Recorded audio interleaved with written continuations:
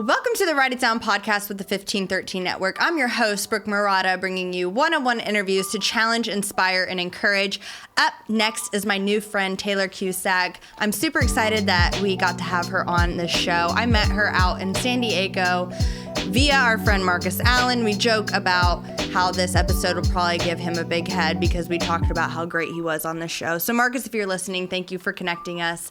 But Taylor was such a pleasure to talk to. She is beautiful inside and out, and she's super authentic and has stayed true to herself over the years of growing through social media and through golf. And she's super talented with golf, and I'm very glad that she came on the show to share a little bit of the twists and turns that have happened in her life, and I know it's going to encourage you. You know what to do. Sit back, relax, and get your pens ready because this is Write It Down. Welcome back to the Write It Down podcast. I'm your host, Brooke Murata, on the mic with Taylor Cusack. Taylor, thank you so much for joining us. Of course. Thank you so much for having me. I'm super thrilled to have you on the show. Taylor and I met this last summer at one of our good friend Marcus Allen's events, and it was a lot of fun being out there. Never been to a San Diego golf tournament, but it was beautiful. So, what did you think about that course? I thought it was amazing, and I was so sad that I only got to play it once. So it's definitely on my list to go back 100%. And take advantage of going to play it several more times. Literally, it is beautiful.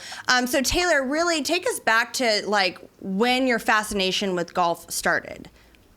So I actually started playing golf pretty late in life for a golfer. You know, when you ask someone, so, when did you start playing golf? The answer is always, 2 or 3.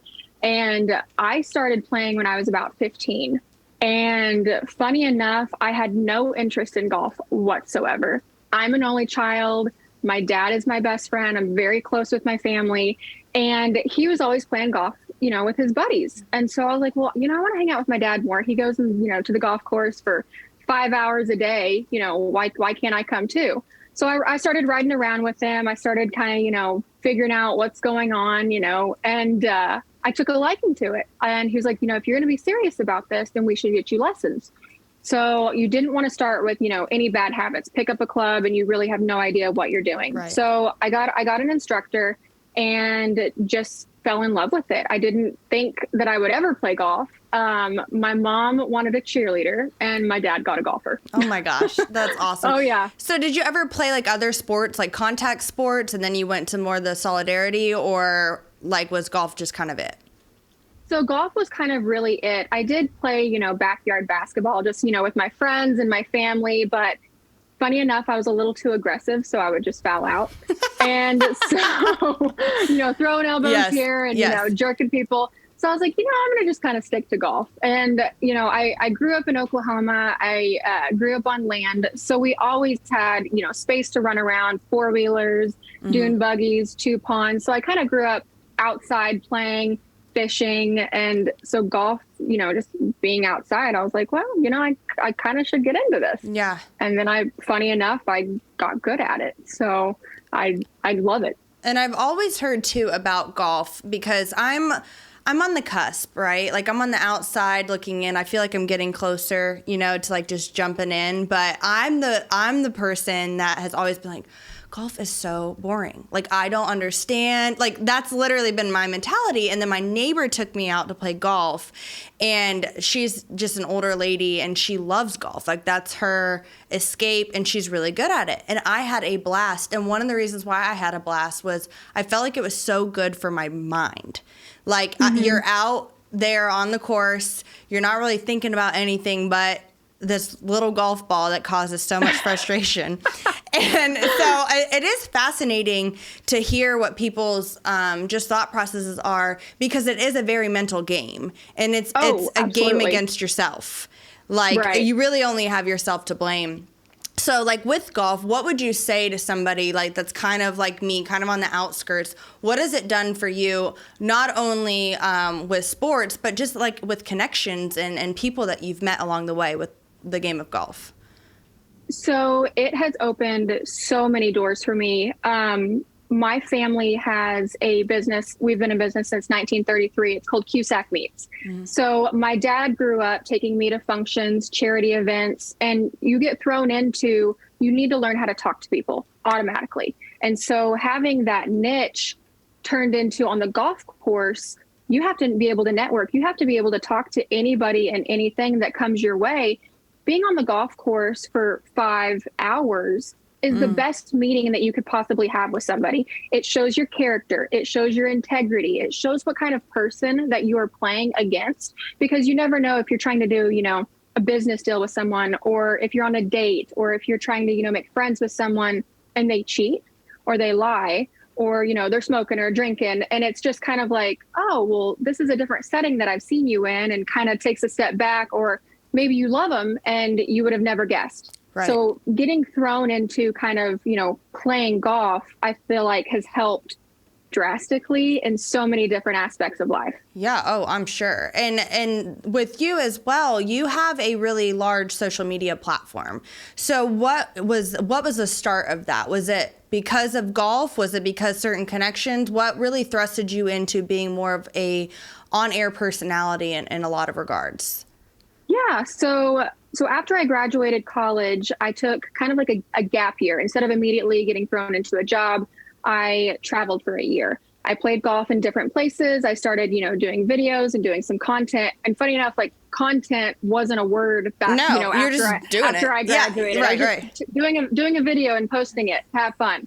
And I was playing golf with my dad, and I remember specifically he videoed me, hitting a tee shot, and I'm in this very like flowy skirt, and it looks like I kind of like did this like fun shake, like I got excited that I hit a really good shot. And people just went crazy. They started liking this video and thinking that, I got so excited after hitting this shot, and I started gaining some followers. And I was like, okay, well, maybe this is something here. I should start posting a little bit more often and, showing people what I do, showing people, how I hit the ball, and kind of, if they are interested in what I'm doing.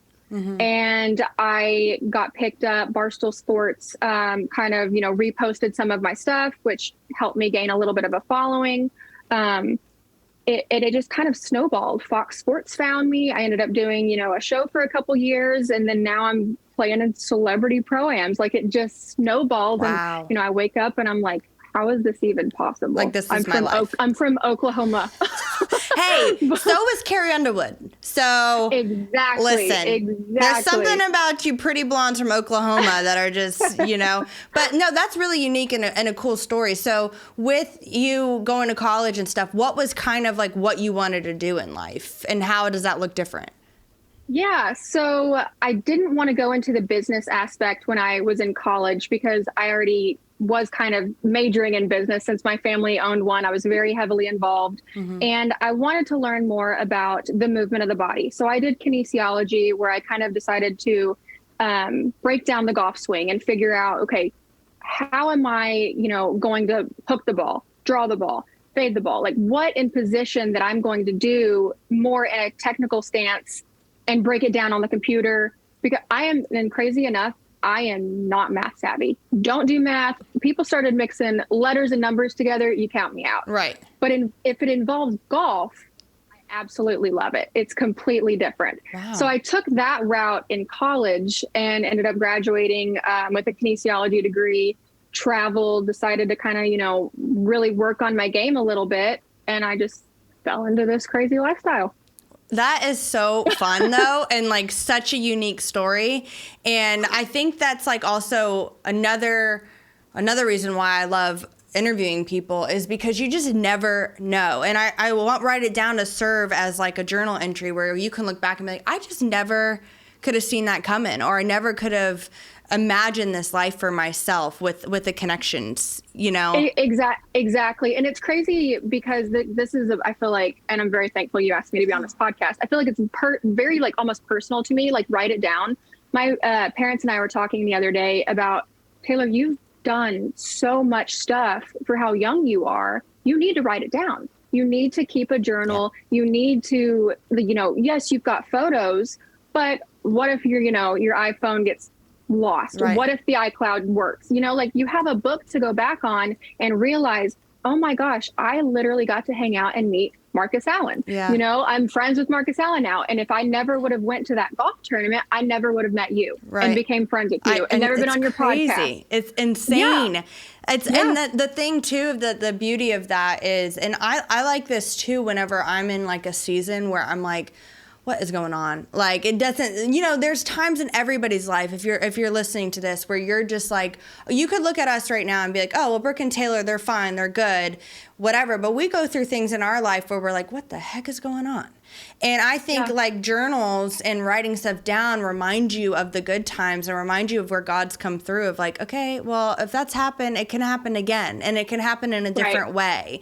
And so it serves as like an encouragement, because you can read stories all you want about other people, but when you can reflect on your own life and you're just like, when I was, 16, 17 years old, I never would have thought 10 plus years later I'd be X, Y, and Z. And so I think that is just super cool and super unique. So Taylor, what is one of, and if you can think of one, and if you can't, this might be a bigger question, but what is one connection that really stands out to you that has happened through this experience of golf and engagement with content and social media that you were just like, I could have never dreamed of that? So probably like TV. So I was very fortunate where I did a TV show for a couple years, and one of the places that I filmed at absolutely loved me. And they just kind of were like, hey, we wonder if, you could do some stuff for us. And I'm like, yeah, of course, let me, contact my agent. Let's get you, you guys in a conversation. And this place has been nothing but an absolute blessing. It's, and I post about it all the time. It's called Nemacolin. It's in Farmington, Pennsylvania. And the way I describe it is kind of funny. So it's like Neverland and Disneyland met and like got together, and that's this place. It's 2,500 acres of just pure magic. And I've been doing commercials for them. I've got to meet so many amazing people that have done nothing but, be kind and just so welcoming to, the girl from Oklahoma that now is, doing content and commercials for this place up in Pennsylvania that I would have never known anything about if it wasn't for me posting on social media and then someone liking my video and then someone else finding it and then me being on TV that turns into this crazy snowball effect of now I'm doing commercials for them. Yeah. It's so crazy. And I'm very fortunate. I think the world of this place, and I hope that anybody and everybody listening needs to look it up, and if they have a chance to go, definitely go. I'm ready to go. I want to go. That sounds like a dream. Heck yeah. And gosh. the coolest thing too about your story and the nature of it is it's been authentic. It's been somebody sees you and passes your info along, or you're just doing what you do best. You're just being Taylor, and somebody picks it up. And I think that is the most sustainable way to be in any sort of business, whether it's social media, whether it's sports, whether it's, real estate, being authentic to who you are and letting that naturally grow. Because I think we want quick fixes. We're going to take a quick break to discuss Write It Down's brand new website. You can head over to widpod.com, widpod.com, and see all the goods. You'll notice a banner at the top of the page that says Learn More. If you click that link, it'll show you how you can support Write It Down. P.S. My favorite part about the website is the Wid Wall, which is a collection of all the Write It Downs from the show. This podcast is made possible by the 1513 Network, so show the network some love and support by listening to their other shows. If not, just stick with Write It Down, because I'm the coolest, the realest, the illest. Now, back to the show. Do you ever feel like you're just floating and things are just like happening? I feel like that's just sometimes how that feels. Like this person will introduce this, and I'm like, I just feel like I'm not a very go with the flow person, but this is like forcing me, like some of the doors that have opened for me in life. I'm just going to float on because this is the best way to live. I'm the exact same way. So it does feel kind of like you are floating, but I'm a very like structure person. Like I love having an itinerary. Yes. I love knowing what I'm going to do at 9 a.m. and like 6 p.m. Not like when I'm home, just kind of hanging out. I know what you mean. But if I'm at an event or if I'm going somewhere and I'm like, so do you guys have like, like what we're doing all day? And so I never want to be that person that is like, so what are we doing every single moment of the day? Yeah. Instead of, like, oh, well, we're just going to go do this. Yeah. Okay, great. What time? Yeah, that's how I am. I'm typically like, all right, is there like an itinerary? Is that like in my Google Calendar? Yeah. And I'm the same way, but then when it comes to like pretty much all of the connections and big doors that have opened for me, they've never been rigid. They've always been like, I never saw that coming. It just went on by. But I know what you mean too, though, with like the day-to-day things where I'm like, where's the structure? If I don't have structure, I'm going to go probably off the deep end because that's just how exactly. Yeah. Like I'm pretty level-headed. Like I can, go with the flow sometimes, but when I'm out of town, I just like having an itinerary. Yeah, I do too. I think a lot of it is just like, for me, I've always just been a scheduled person. I've always been in sports. Yeah. I've always, like, I'm just that person. So I think in my adult life, I just continued to crave that. Like, I just continued to have some sort of like, yeah. Where do I fit in? What's going on? Exactly.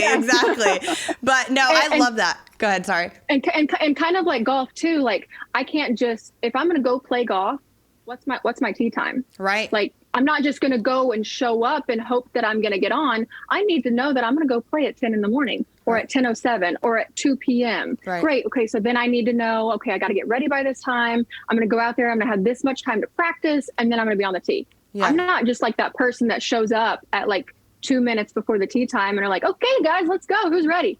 I would freak out. Yeah, no, there are people in life though that live like that. And it's, I've been told this, those types of people typically marry each other is like the polar opposite. But I don't understand that type of thinking of like, I guess, I'll just show up 30 seconds before we start. I'm like, why? You could never. That couldn't be me. It just couldn't be me. I love that. So kind of like segueing to just like, and we were talking a little bit about like the structures that we have in our life and things that we implement and even how journaling can help us and knowing ourselves. So in that, have you ever gone through certain seasons of your life where you've kind of fallen low mentally and had to kind of climb yourself out? And like, what did that look like for you? And how could you encourage others to keep moving forward? Yeah, no, absolutely. And it's such a crazy industry that I'm in anyways. So you have to feel like you have to look a certain way. You have to be a certain way. You have to, fit in with the status of what everybody else is doing. And sometimes, it gets to you. Not going to lie, it's got to me before where I feel like I need to have, the longest hair, the brightest blonde hair, where, my makeup has to be, perfect, or someone's going to say something, or, it's just going to be not all there. And I'm worried that someone's going to say something. Right. Thankfully, I have grown out of that. Mm-hmm. It was more in the beginning whenever I started kind of to get a following. But having a good structure at home, having a good family to talk to, someone that you're close with, friends, mom, dad. I'm very thankful. Crazy enough, I'm an only child, so my parents kind of like have to like me. Yeah, they have to talk to you. Yeah. Yes. And so if I'm upset about something, I talk it through with my mom, or I talk it through with my dad, and they bring me out of it. It's just something where if I don't write it down to get it out, then I have to talk to them about it, and they'll have enough, they've been here longer than me. They've been through things that, similar that I've been through, and where they can understand and just sometimes listen. Yeah. And also have enough to where, hey, well, what did you think about this? Like, don't be so hard on yourself. You were literally just playing in a pro-am with, Janet Gretzky. Like, who gets to do that? How freaking cool is that? Bring you back to earth, like down to earth a little bit. Right. Yeah. So you're doing okay, Taylor. Like, don't worry about it. God's got a plan for you, and you're right on track. Yep. So it's nice to hear, the words coming from someone that you trust. And I hope that if someone, doesn't have anyone, then they definitely need to write it down, because I feel like it would help drastically. Yeah. And I love too what you said about, talking to somebody like outside looking in, and also with your parents, they know you well. they've seen you in the good, the bad, the ugly. Like, you don't, like, this is what, like, we call at my house. We call, when I go to my parents and, like, I go hang out with them, we call it, like, my turd time, because it's, like, the time I don't have to be on. And it's a thing. It's a thing. I'm using that. Yeah, 100% turd time. using that. Like, you need your turd time where you're not worried about, if you smiled long enough at the person that's coming to talk to you, or if somebody's asking you for a picture or an autograph or whatever, you need to be on. And it's not for a level of fakeness. It's a level of, engaging with somebody who's waiting to talk to you or is interested in hearing about you. But then when you get home, you don't have to be on anymore. You can be a turd. Exactly. Exactly. So it's so funny you say that too, because being on is such a crazy thing. And nowhere near am I Jennifer Aniston. You know what I mean? I can't imagine those type of people that literally cannot do a single thing without being looked at. Yeah. No. Yeah. I'm neither. I'll come home and I'll throw on, just my workout shorts and a grungy t-shirt and go to the gym, and I've got my hair on top of my head and I'm not wearing any makeup and I'm just, sweating and hanging out just like everybody else. And I'm like, I swear, if somebody saw me right now, what I'm doing in a pro-am that I just played in, they'd be like, they'd either be like, oh, cool, she's, super down to earth and humble, or, oh my gosh, what is going on? You need to get it together. Yeah, you just never know. Yeah, no, it's true. But it feels good. Like, it feels good to be able to come home and have that turd time. I'm totally feeling that. You got to. It's gonna. You totally. Please use that forever, because I think too, when it comes to like that mental health component too, of having those people in your life that see that turd time and are able to know that Taylor or know that Brooke, and then when you're in a rut, they're like, hey, but remember the last time you were in this rut, what happened? Like, they're seeing all the nooks and crannies of when God came through. And again, if you don't have anybody listening, if you don't have a parent or a sibling that you trust, find a friend, find somebody that you're willing to go invest time in, or maybe even a counselor, and let them walk through certain seasons with you, so that way they can remind you that it's not going to last forever. Exactly. And it's so crazy too, because there's a lot of stuff that I will only tell my mom and dad. Right. Like, my core friend group doesn't play golf. Crazy. And so they know nothing about golf. They have no idea. Like, if I'm like, oh my gosh, I just had the craziest moment. I was hanging out with Dustin Johnson and I was on the tee with, Brooks Koepka, and they're just like, okay. They're so indifferent. No, they have no idea. And I'm like, okay, Google them, please. Yeah. Put this into perspective. Like, I'm trying to tell you a cool moment that happened to me, and you have no idea. So it almost kind of like humbles me a little bit, where I'm just like, you know what? I'm going to either just kind of keep this to myself, that I had a really cool thing happen to me, or I'm going to tell my parents, who my dad is just like, are you freaking kidding me? You got to hang out with Dustin Johnson. Yeah. He would lose it. Yep. So it's just kind of one of those things where like it and I enjoy that, but at the same time I'm like, dang, I wish you guys kind of play golf. Like, I wish I could, Yes. No, my core friends are the same way, where I'll be like telling them about, just some of the people I've had on the show and who I've got connected to, and they're like, who is that again? But I tell my dad, and it's like, Brooke, are you serious? Do you really know who you're talking to? I'm like, I think so. But like, my friends are making me feel like it's not that great. I know. Exactly. And so crazy story. I'm going to jump a little bit for you. Yeah. So I played in Marcus's tournament. Marcus is going to think this whole thing is about him. I just want to know, write it down, is about him, because he has sent me so many guests and we all have stories about Marcus. I think this is really just for Marcus. Yeah, it's his legacy. I love it. Yeah, okay. I love it. So I'm playing in this tournament in Coeur d'Alene, Idaho. And I have actually taken a car with Roy Green, who used to play for the Cardinals a while back. And of course, I'm like, I know who he is, but not enough where I'm like freaking out kind of thing. My dad would have been in the car. He'd have been freaked out. But I'm just, we're sitting there talking. We've got a 45, 50-minute ride. And we just, hit it off. Like, he was a very, nice person to talk to. We got along really well. There was a dinner that night. I sat next to him and we're sitting there talking. And he ends up having a FaceTime call, and he's like, hey, excuse me for a second. I'm like, yeah, absolutely, don't mind. And so I'm just sitting there, taking it all in about how this, this amazing place that I'm in. And he goes, "Hey, I need you to tell this guy on the phone how ugly he is." And I'm like, "I just met you. I have no idea who's on the phone right now. There's no way I'm telling anybody on the phone how ugly this is. There's no way." He hands me the phone, and it takes me a second to figure out really who this is. I immediately know who it is, but I'm just like, there's no way I'm talking to this person. It was Charles Barkley. Yeah. I was just about, and I'm like, about to tell him. And I'm like, yep. And I'm like, "Hi." He's like, "Hey, Taylor, how's it going?" And I'm like, "Oh my gosh. I'm like looking at the phone, I'm like freaking out. I'm like, "Okay, here you go." And almost like kind of like giving the phone back, like I'm about to break it. Like here, it's gentle. Mm-hmm. And he was like, "Well, Charles says hi." And I'm like, what is life? Ever. No. I know. Yeah. I know. And I come home, I'm like, "Dad, you're not going to believe this." And he goes, "You FaceTime?" And I was like, "Well, not on my phone, but like someone else's." Yeah. It's so cool. But, so cool. But the thing is too, is like when you're like hanging around with certain people, I think they think it's funny to just throw you into stuff.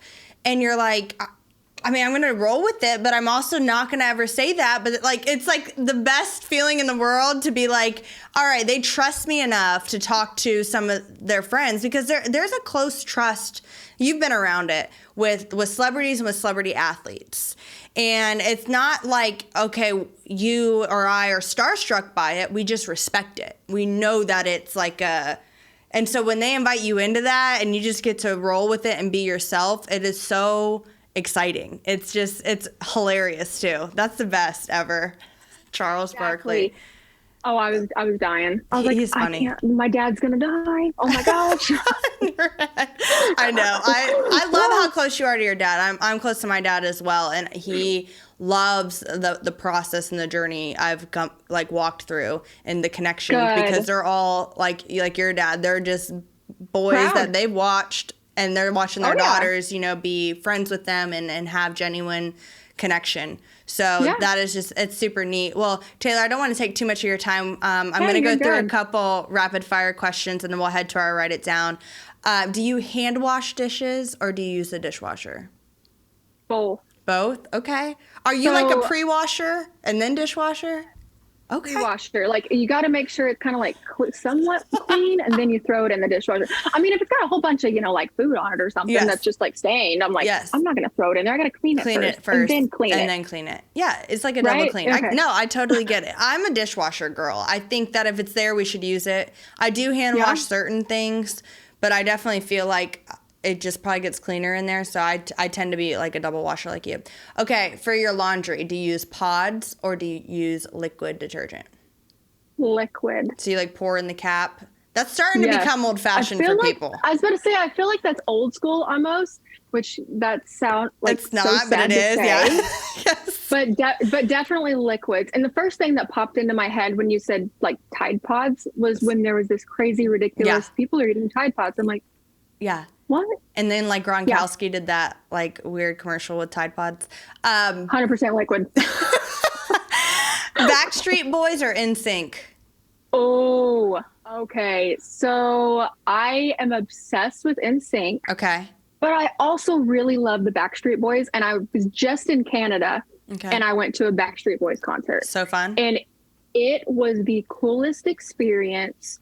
They absolutely killed it. Really? Absolutely killed it. Still? And it really this is the crazy part. So it kind of put things in perspective when they said, we've been doing this for 30 years. And I was like, oh, wait a minute. Y'all are still like 18 and 20. So how are you doing this for 30 years? 30 years. And then I'm looking I know who they all are, but I looked them up and I'm like, 52? What do you have an 18-year-old? What's going on here? I know. Like, what happened? It's weird. But I love them both, but I would probably have to pick NSYNC. Okay, because that's just, it's right here. I mean, honestly, Bye is just, you can't. Like, Justin Timberlake, come on. Like, I know. He's a heartthrob. No words. And I think he still will be when he's 90. Like, he's just that guy. I think he's like what probably the former generation thinks of George Clooney, just this timeless, attractive, very talented person. And you're just like, where did you come from? Because I don't know people like you. And I feel like you just aged us by saying that, because there's probably, you know, a generation below us that are like, who's Justin Timberlake? Yeah. Who's in sync? And I'm like, listen, kid. It's like what people Stay in your feel lane. about Harry Styles now. You're like, Harry Styles, are you kidding me? Yes. I feel like I could be his mom, but I couldn't. But I feel that way. Like, I feel like that's not real. Yeah. And you're like, oh yeah, from One Direction. And they're like, they split up like years ago. Oh, really? Who knew? I had no idea. Okay. I had no idea. That's hilarious. Okay, last one. Washcloth or loofah? Yep. 100%. 100%. Now the real question is, how often do you get a new one? That is a good question. I'm crazy, and like if I see them on the end caps, I pick one up. I do the same thing. 99 cents or $1. Yeah. Like I'll walk through like CVS or Walmart or something, like, oh, I got to get that. I'm like, I have 5 at home, but I got to get another one. Yeah, because you know the thing is they like are hanging in your shower wet. So like I think of like microbes. You're gonna make me go throw mine away now, and I feel like I've had it for 2 days. Literally, everybody go buy a new loofah, okay? And use a loofah, not a washcloth, because I feel like it just cleans you better. So 100%. Like it gets all sudsy, and like you get to like, you know, lather form it, and it just like bubbles are everywhere. Exactly. Done. Like with a washcloth, you're just kind of like slap it on, and it's just like. And that, it gives me the ick. I hate it. It's so gross. Oh my gosh. We are at that point in the show where I ask each guest to give the audience something to write down. So Taylor, what is your write it down? So I would definitely say kind of something that we started with, being very open-minded to things and just take a chance. Just do something, because you never know what's going to happen in your life, and be humble about it, because it's going to take you in so many different directions that God has already foreseen for you that you have no clue about, but you got to get on the ride, and it's going to be a fun one. It is. Taylor Cusack, thank you so much for joining us on Write It Down and sharing your story. Of course. Thank you so much for having me. Absolutely. Thank you for listening to the Write It Down podcast. This podcast is a part of the 1513 network. You can catch a variety of shows on their website, 1513.com. If you enjoy listening to Write It Down, please subscribe, share with your friends, and if there's any ink left in your pen, write a review. For more content, follow the fun on Instagram by following at WIDPOD. That spells WIDPod. It's super cool. It stands for Write It Down Podcast, but it's abbreviated to WIDPod. Anyways, thanks for listening, and we will catch you later.